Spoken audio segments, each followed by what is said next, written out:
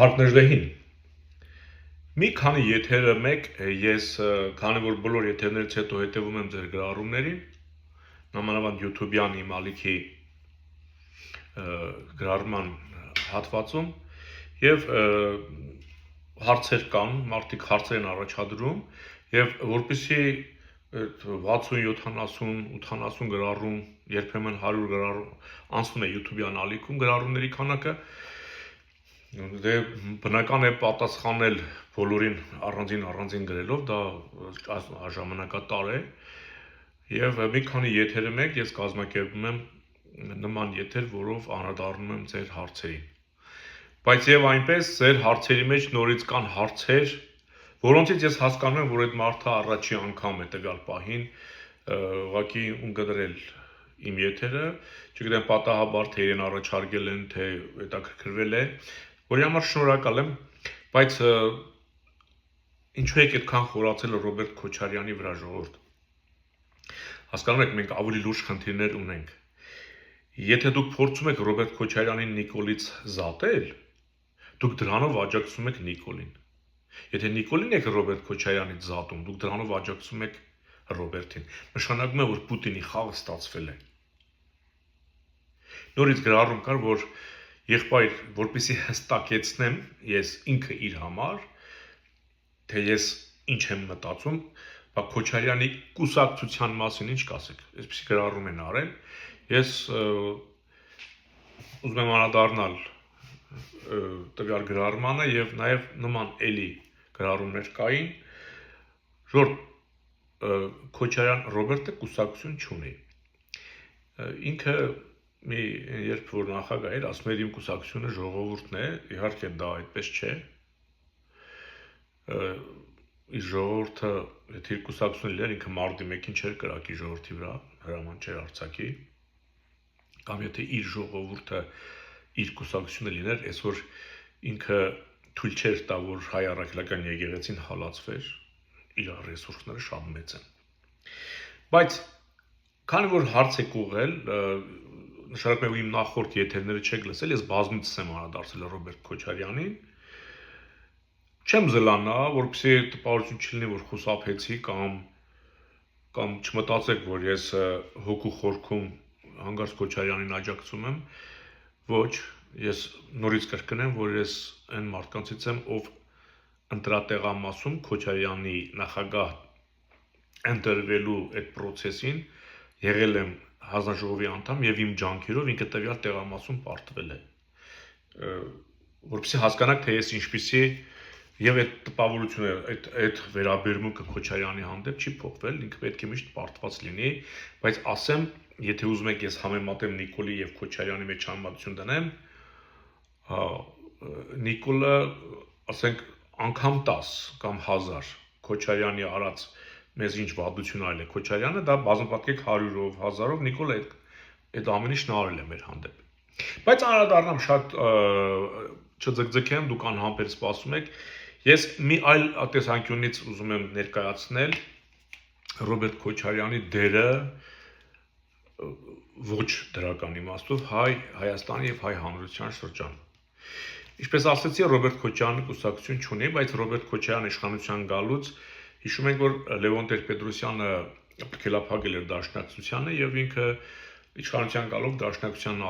ազատություն շնորհեց եւ Դաշնակցությունը այդ պահից սկսած մինչեւ օրս հլու հնազանդ ենթարկվում է Ռոբերտ Քոչարյանին։ Այն կարգի հլու հնազանդ, որ Քոչարյանի եւ Սերժիկի ժամանակ եւ Նիկոլի առաջին 6 ամսվա իշխանության ժամանակ իրենք եղել են իշխանություն։ Եղել են կոալիցիոն գործընկեր թե Ռոբերտին, թե Սերժիկին, թե Նիկոլին։ Ժամանակի Դաշնակցությունը։ Ես ինչու եմ ուզում խոսել Դաշնակցությունից, դե Քոչարյանը չունի իր կուսակցությունը եւ իր հենարանը կամ իր հենարան չասեմ, ինքը հենարան չունի, ընդհակառակը այդ Դաշնակցության հենարանն է դարձել Քոչարյանը, ինքը կարողացել է Դաշնակցությունը ամբողջությամբ իրենով անել։ Եվ տեսեք զարմանալին այն է, որ ինչու Դաշնակցությունը կամ այսպես երբ որ խորանում ենք, ասում ենք, եթե Դաշնակցությունը 100 եւ թե այս տարի ասում են 135-ամյակն է Դաշնակցության, պատկերացրեք Դաշնակցությունը մեկ անգամ է երկնիշ թվով խորհրդարան մտել տոկոսային հարաբերությամբ, միշտ 5-6, 7, 5-6 այսպիսի տոկոսներով են լինելով իշխանություն, թե Քոչարյանի օրոք, թե Սերժիկի օրոք, դաշնակցությունը, ասենք, ոչ օրինաց երկրի պես, ոչ Բարգավաճ Հայաստանի պես, ասենք 18, 20, 23% ձայն չի հավաքել։ Կարծեմ մի անգամ 12, թե չգիտեմ որ մի անգամ է երկնիշ թվով տոկոսային զարմանալի է, չէ՞, լինելով իշխանություն, այսինքն անգամ Ռոբերտ Քոչարյանը իր իշխանության ժամանակ կամ Սերժիկ Սարգսյանը դաշնակցությանը նման լիազորություն, այսինքն որ աթոռները այնտեղ ավել լինեն, չնայած կառավարությունում նրանք լուրջ քանակի աթոռներ են ունեցել, եթե խորհրդարանում լուրջ քանակով ներկայացված չեն եղել, կառավարությունում շատ լուրջ քանակով են ներկայացված եղել։ Ինչու հենց դաշնակցությունը։ Դաշնակցությունը Սփյուռքում կայացած խորհրդային տարիներին Հայաստանից դուրս գործել է եւ շատ լուրջ ազդեցություն եւ օջախներ ունի Սփյուռքում։ Իսկ Սփյուռքը ռուս-թուրքական առուտուրին կարա խանգարի։ Չէ, այսօր ինչ քաղաքականություն է վարում Նիկոլը, ով Հայաստանից դուրս է մեր հետ գործ չունի, նա իրավունք չունի խառնվի մեր երկրի անցու դարձին, չէ։ Սփյուռքի հետ այդպես են վարվում, բայց Սփյուռքը դարեր շարունակ ոչ միայն ցեղասպանությունից հետո, այլ ցեղասպանությունից առաջ էլ մենք գիտենք աշխարհի տարբեր երկրներում ինչ մեծահարուստ կամ ինչ հզոր հայեր են եղել, ովքեր Հայաստանում չեն ապրել, բայց լուրջ աջակցություն են ցուցաբերել Հայաստանին։ Ռոբերտ Քոչարյանը կատարել է մի գործողություն, ամբողջ դաշնակցությունը ենթարկեցնելով իրեն, ինքը կանխել է Սփյուռքի կամ ազատ Սփյուռքի աջակցությունը կամ գործունեությունը Հայաստանին։ Այսինքն Ռոբերտ Քոչարյանի միջոցով Սփյուռքը դաշնակցության ազդեցության գոտիները դարձրել են կառավարելի։ Այսինքն որից է լավ բան սրա մեջ ասել չի կարելի։ Եվ դաշնակցությունն էլ նրա, չգիտեմ, բյուրոն կամ Գերագույն մարմինը, տեսեք, ես վերջերս էլ հայտարարեցին, որ իրենք Ռոբերտ Քոչարյանի հետ են, ուրիշ ճար չունեն։ Բայց երբ որ դաշնակցության այդ բյուրոից կամ Գերագույն մարմնից իջնում եք մի քիչ ներքև, այնտեղ ահագի ազգային շերտերի կարող եք հանդիպել, որ ազգային մտածելակերպ ունեն, եւ արդեն հասկանում ես, որ այդ ներքևի շերտերը եւ վերին շերտը իրար հետ ուրիշ կերպ են համագործակցում։ Ասեմ, որ ներքևի շերտերը շատ բաներ չգիտեն։ Իրականությունը այնտեղ չի մոտուցվում։ Եթե Ռուսաստանը դեռ իրենց բարեկամն է, ուրեմն Ռուսաստանի հանցանքների մասին ներքևներին պատշաճ չեն ներկայացնում եւ դաշնակցության շարքերում կան երիտասարդներ, որոնք իսկապես ազգային մտածելակերպ ունեն եւ հայրենասերներ են, բայց նրանց կառավարում է ոչ հայրենասերը։ Իսկ դրանց գլխում կանգնած է Ռոբերտ Քոչարյանը։ Հիմա հասկացաք, թե Քոչարյանի կուսակցությունը որն է եւ ինչ նպատակներ ունի։ Որպեսզի Սփյուռքը Հայաստանից ավելի մեծ է մարդկային քանակով եւ ինքը շատ լուրջ ներազդեցություն կարող է ունենալ Հայաստանի վրա, ունեցել է եւ պետք է ունենա։ Իսկ դաշնակցության միջոցով դա կարող են փոշիացնել։ Չէ՞ թույլ չտալ, որ ռուսներին խանգարեն Հայաստանը թուրքերին վաճառելու process-ը։ Դուք պատկերացնում եք, հայ առաքելական եկեղեցին հալածվում է եւ Սփյուռքը ես չեմ լսել, որ լուրջ գործընթաց մարդկանց անհատապես հարցն է քննադատեն, բայց գործողություն չկա։ Ով պետք է կազմակերպեր Սփյուռքում կայացած կուսակցությունը, դա դաշնակցություն է, որը չի անում։ Ինչու չի անում, որովհետև ռուս-թուրքական պայմանավորություն է դա։ Իսկ ազգային ժողովրդական բևեռը այդ ռեսուրսը չունի մարդկային։ Հավատացեք, եթե ազգային ժողովրդական բևեռը Ռոբերտ Քոչարյանի ռեսուրսը ունենար ֆինանսական, այսօր շատ բան այսպես չէր լինի, հավատացեք։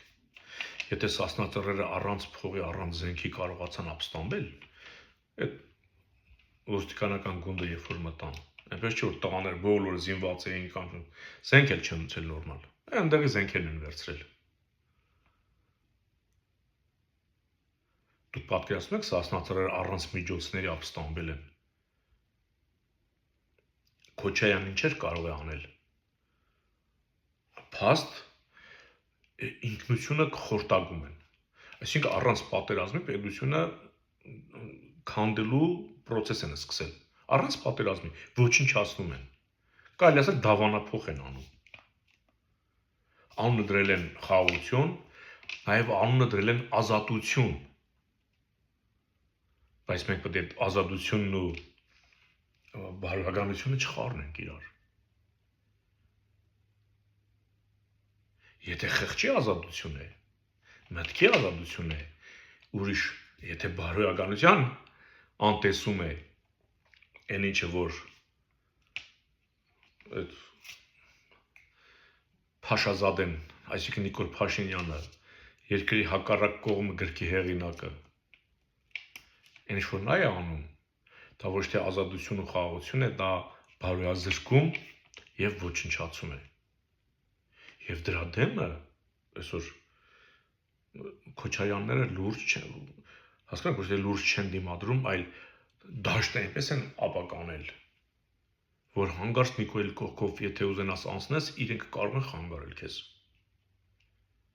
Երբ Նիկոլին վտանգ է սպառնում, որ ինքը արդեն այնպեսի մի ստոր արարք է արել, որ ժողովուրդը պետք է արթնանա, որ ժողովուրդը պետք է սկսի տրորել Նիկոլին, Քոչարյան գլուխ է բարձրացնում։ Դրա համար ես մի առաջարկ ունեմ, մի կարևորեք Քոչարյանին, հենց որ կարևորում եք Քոչարյանին, դուք դրանով աջակցում եք Նիկոլին։ Չգիտեմ,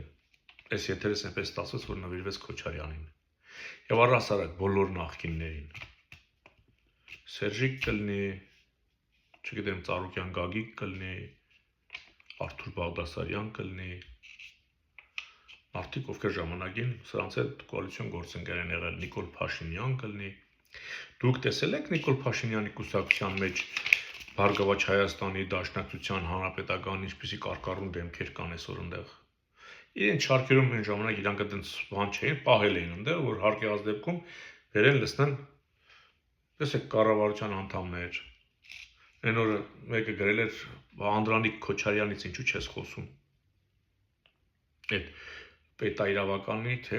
չէ պաշտպանության թե անվտանգության հանձնաժողովի նախագահն են Բեխերով Անդրանիկը որ կա է, այն որ Լևոնի ժամանակվանից աշխատում է մինչև Նիկոլի օրերը։ Այսինքն Լևոնենց մեղքերից սկսած Ռոբերտի Սերժիկի մեղքերով ինքը իր հանձնաժողովներով այդ հանցանքները բանանում չեն, հանձնաժողով էր բացել այս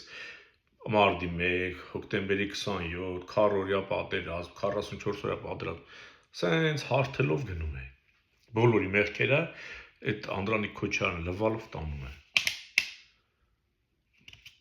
Դա հո ԿՊԱ-ական չի, այդ հիմա ԿՊԱ-ական։ Դրանց առաջ հո ԿՊԱ-ական չէր, ԿՊ չկար դրանց առաջ։ Բայց ինքը կար։ Էկոնոմիկայի նախարարը հո ԿՊԱ-ական չէր, կարծեմ դա Բարգավաճ Հայաստանից էր։ Այն տանձի գլուխը Աղազարյան Հովիկը հո ԿՊԱ-ական չէր, դաշնակցական էր։ Ու սենց։ Դրանք բոլորը նույնն են։ Եթե դուք փորձեցիք դրանց մեջ տարբերություն դնել, նշանակում է ինչ-որ մեկին դրանցից մեկն ու մեկին արդարացնում եք։ Տարբերություն դնել սրանց այս քարյակի մեջ, նշանակում է եթե անգամ 3-ից 1-ին վերցնեք այն 3-ին մի կողմ դնեք, դու դրանցից մեկին արդարացնում եք։ Դա է նշանակում։ Սխալ է։ Նախկիններ, ներկաներ նույնն են։ Էլ չկա ներկա, բոլորը նախկին են։ Ու պետք է մենք այդ երևույթի հետ հաշվի նստենք եւ պայքարենք հենց այդ նախկիններ ասածի դեմ։ Նրանք խաղաղություն։